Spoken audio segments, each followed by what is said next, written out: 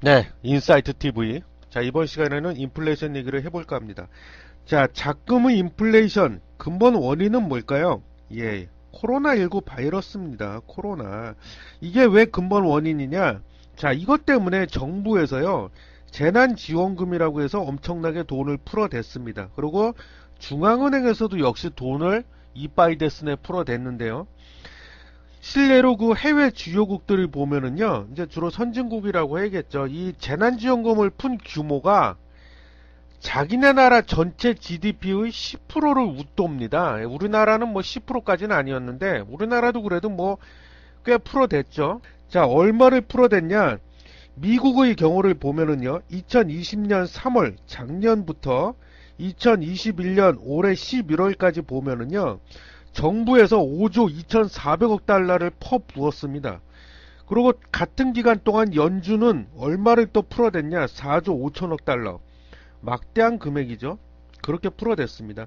그러다 보니 당연히 화폐 가치 떨어지고 물가 상승 당연한 거다. 그래서 미국이 지금 깜짝 놀랐죠. 왜? 올해 11월 달 소비자 물가 상승률이 6.8%가 나왔습니다. 6.8%. 엄청난 거죠. 39년 만에 최고치라고 하네요. 예.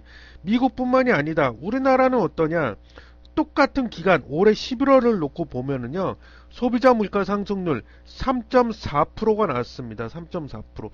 야, 아직 뭐 미국보다는 훨씬 낮잖아. 안심할 단계가 아니다. 왜 그러냐면요. 이 소비자 물가 상승률의 추이를 보면 올해 1분기 1.1%가 나왔습니다.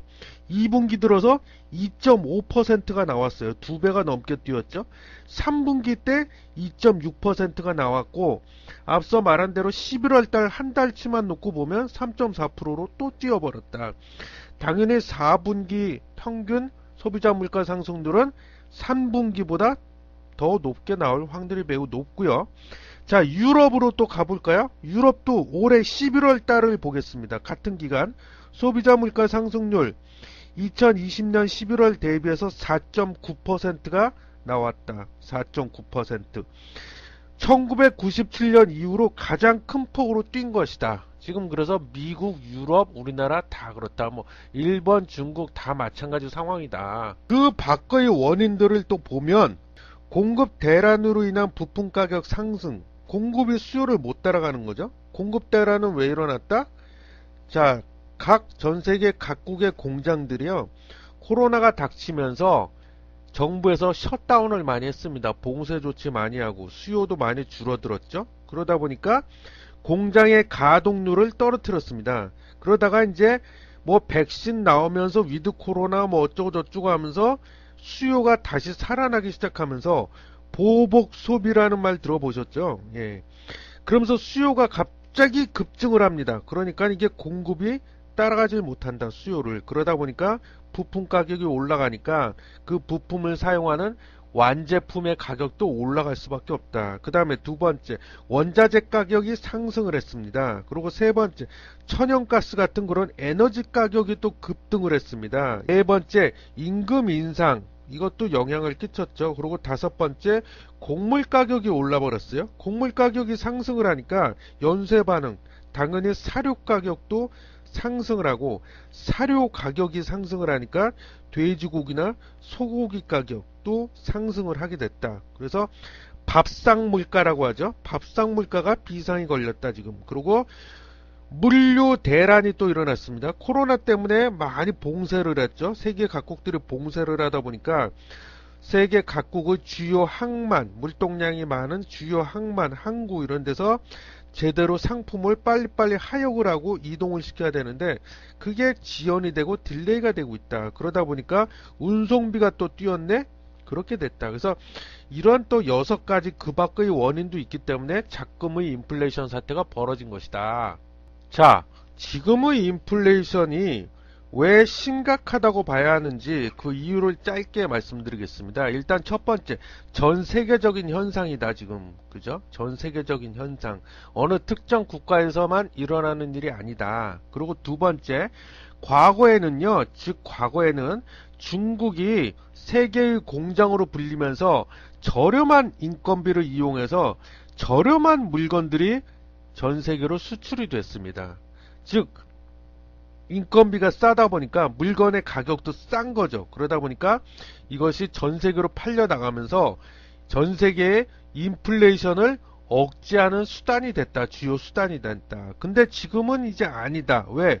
중국 노동자의 임금이 예전 같지가 않다. 많이 올라 버렸다. 그러니까 당연히 물건 가격도 예전보다 비싸졌겠죠.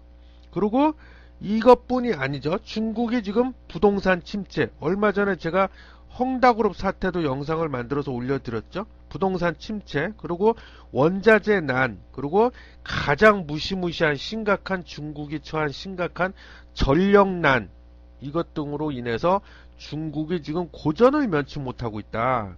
그래서 2021년도 올해 10월달 중국의 생산자 물가를 보면은요, 13.5%가 상승이 나왔는데 이거는 중국 역사상 26년 만에 최고치를 찍은 수치다. 그래서 오히려 지금 중국이 과거에는 인플레이션을 억제를 하는 주요 수단이었는데 지금은 되레 세계 각국으로 인플레이션을 수출하고 있다.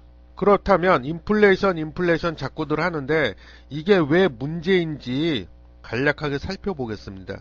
일단 실물 경제 부분으로 가면은요. 인플레이션은 다시 얘기하지만 화폐 가치가 떨어지는 거라고 했습니다. 거기에 대한 반대급부로 물가가 상승하는 현상인데요. 물가가 비싸, 즉 물건의 가격이 비싸. 그러면 어떻게 돼요? 사람들은 소비를 줄입니다. 왜? 소비 여력이 없어. 그죠? 내 임금, 월급은 그대로인데 안 오르는데 물가는 자고 일어나면 계속 올라. 치약이 어제 1,000원이었는데 오늘 마트 가니까 뭐 1,200원, 1,300원 하네. 이렇게 되면 치약을 2개 살 거를 하나만 산다거나 우유를 한 달에 10개씩 먹었는데 5개밖에 안 먹는다거나 소비를 줄입니다. 그러면 기업 입장에서는 어떻게 돼? 매출이 떨어집니다. 매출이 감소해. 그러면 어떻게 돼요? 고용을 또 축소합니다. 사람을 잘러. 그렇게 되다 보면 이게 악순환이 된다. 일자리를 잃어버린 사람이 소득이 없어졌는데 물가가 이렇게 비싼데 소비를 늘리겠습니까? 그죠? 소비를 또 줄여. 그럼 또 매출이 떨어져. 그럼 또 사람 또 잘라. 이런 식으로 악순환에 빠진다. 그러다 보면 결국에는 경기가 침체를 하게 돼요. 그렇게 되다 보면 결국에는 경제 성장률은 떨어질 수밖에 없다. 이게 심해지면 잘못하다가 나라가 망할 수도 있다. 그리고 이번에는 주식시장으로 가볼까요? 두 가지 측면인데요. 주식시장의 인플레이션은 악재로 통하고 있습니다. 인플레이션이 오면 일단 채권을 갖고 있는 사람을 좀 봐야 되는데 채권의 보유자는 채권을 다 팔아버립니다. 왜?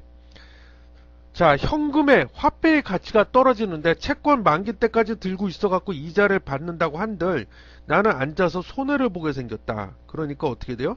채권을 자꾸 팔아버려. 그러니까는 더 화폐 가치가 떨어지기 전에 빨리 팔아버린다. 그러니까는 채권 물량이 쏟아져 나오겠죠? 그러다 보면 채권의 가격은 떨어진다. 그러면 반대로 움직이는 채권의 금리는 올라간다. 그렇게 되면 시장의 금리도 올라간다. 그렇게 되면 증시는 떨어진다. 증시는 급락, 폭락, 하락할 수밖에 없다. 그래서 이 채권의 금리 중에서도요, 특히 여러분들이 미국의 국채 10년물 금리를 늘 주시하셔야 된다. 그래서 미국의 국채 10년물 금리가 지나치게 급등을 해버렸다. 그러면 증시에는 악재가 됩니다. 그래서 증시 하락으로 이어지는 경우가 많고요. 그 다음 두 번째, 여기에 플러스해서 중앙은행이 인플레이션 잡겠다고 기준금리를 올리게 됩니다. 그러면 증시는 또 하락한다. 이렇게 된다는 거죠. 그래서 여기서 만약에 근데 이게 인플레이션이 심해져 가지고 설상가상으로 연간 물가 상승률이 50%를 넘어버리면 이것을 우리가 일명 초인플레이션, 하이퍼플레이션이라고 부릅니다. 하이퍼인플레이션.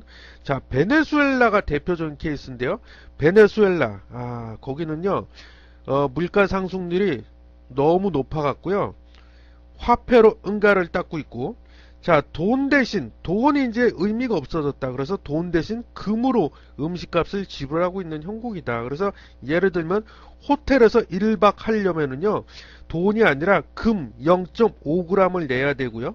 식당에서 밥 한 끼 먹으려면 금 0.25g을 내야 된다. 이런 지금 형국이 돼버렸다. 그래서 물론 베네수엘라는 좀 심한 케이스인데, 그래서 인플레이션이 우리가 이렇게 촉각을 곤두세울 수밖에 없는 거다. 자, 일단 여기까지 하고요. 자, 다음 시간에 바로 이어서 그렇다면 인플레이션에 대한 해법은 없는지, 해결책은 없는지 하고, 그 다음에 우리 투자자라면 인플레이션 시대를 맞이해서 어디에 어떻게 투자하면 좋은지에 대해서 다음 시간에 간략하게 알아보겠습니다.